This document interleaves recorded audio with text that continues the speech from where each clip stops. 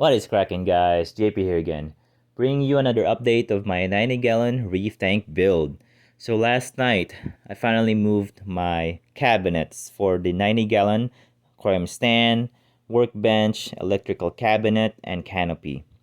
The worst one is this guy because it's a stand, of course. It's made with 2x4s, 1/2 sheet plywood all around, and it was pretty heavy. But we use a heavy, thick blanket and just slide it down the stairs. And then once we were downstairs, we just slide it down on the floor. We didn't want to ruin our back. So now I'm not a professional stainer or polyurethane or woodworking guy, but I worked on a 75-gallon 5 years ago, and I used a water-based polyurethane. But this time I used oil-based. And if you have pine, you have to use a conditioner and stain it. And once stained it, you can polyurethane it. Now, oil-based polyurethane is slow drying, slower than water-based. So I did mess up here and there like this because I thought it was dry. To make some more room, I put one of canopy up above here, and I didn't realize it was still drying. Now, last year I finished my aquarium stand around winter or early winter, and you're not supposed to paint or polyurethane on cold weather, because below 40 degrees your polyurethane paint or stain will freeze definitely if you don't have a heated garage. And I didn't want to do that, so I got it postponed. I work on other project. So, and when it comes to spring, I got the I finally started again, worked on it pretty good. So yeah, got it finished. Can't believe it. So once I got it all done, I put in the doors. The doors are stainless steel knobs. The hinges is traditional hinges. The butt hinge, this is stainless steel I got at Menards. I did not want to deal with rust because this is a marine environment. The paint I used is the boat paint. This is the Rust-Oleum topside boat paint, white gloss. Why I went with boat paint is there's some, it's for boats. They deal with water or salt environment and a lot of UV to prevent cracking and all that stuff. And you definitely want to paint this outside because it was crazy, crazy fumes. So yeah, for the long run, I want to keep this tank for more than 10 years or so, or longer.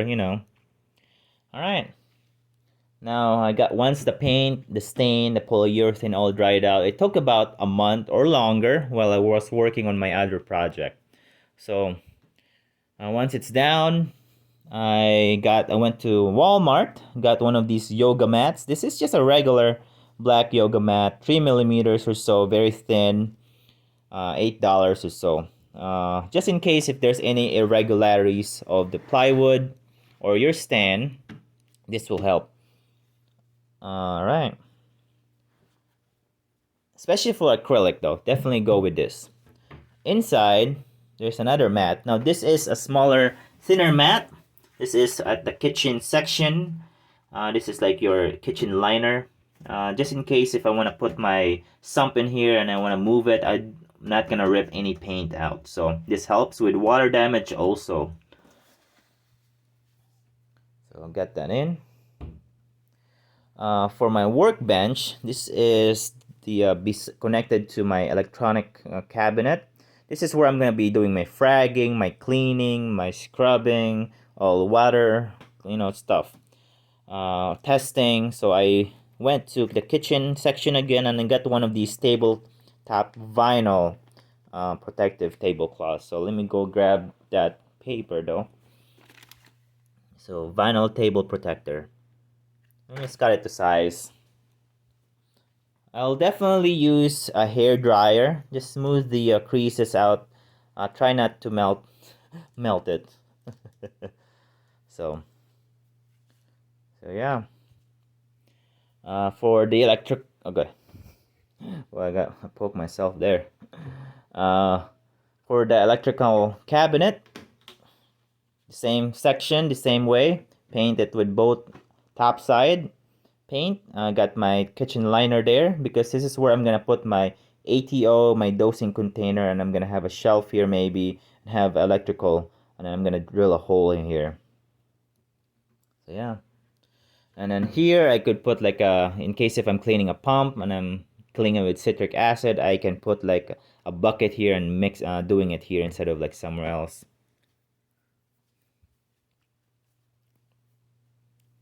All right. Canopy, pretty good. I'm still gonna go with T5s. This bracket, I'm gonna change this in the future because I'm gonna change it to an LED to metal halide. So I'm gonna go with like either Hamilton's metal halide, Mogul Sun, or the Reef Bright. So right now, Reef Bright is out of stock, so I'm just waiting on that. But Hamilton works too, and it's much cheaper. So all right, metal halide. Ooh, old technology, but it works. Never used it before, so got my plumbing. So I'm gonna got my plumbing there. Oh yeah, for the plumbing, remember Dr. Foster and Smith and Lev Aquaria when they were going out of sale? I got one of the 1-inch Spa Flex 5 years ago. I can't believe it's been 5 years. I never used it though, and yeah, it fits a PVC fitting, just the same way. So I can't believe it's 25 for 25 foot. Look at that, it's $1 per foot. Wow, that's insane. Pretty cheap. Got my plumbing. This is the pipe clamps, some rods, some metal bracket somewhere here. There it is. Support the pipes because I don't want the overflow to break. So yeah, I still need to drill holes on this. Good thing I didn't drill the holes yet because when I messed up on drilling the hole in the aquarium, I got it the wrong side. This would have been another disaster because I'm gonna have to drill another hole on the other side. So, whew, man, one step at a time, right? So yeah, that's my update as of right now. I'm just waiting on the paint to dry out. And then I'm gonna put the aquarium up here, and then I'm gonna start plumbing all of this and making holes on the more holes of the cabinet, and then the holes I'm gonna have to paint it again. All right, well, thanks for watching, guys. I hope you enjoy my update, and see you on the next video. Adios.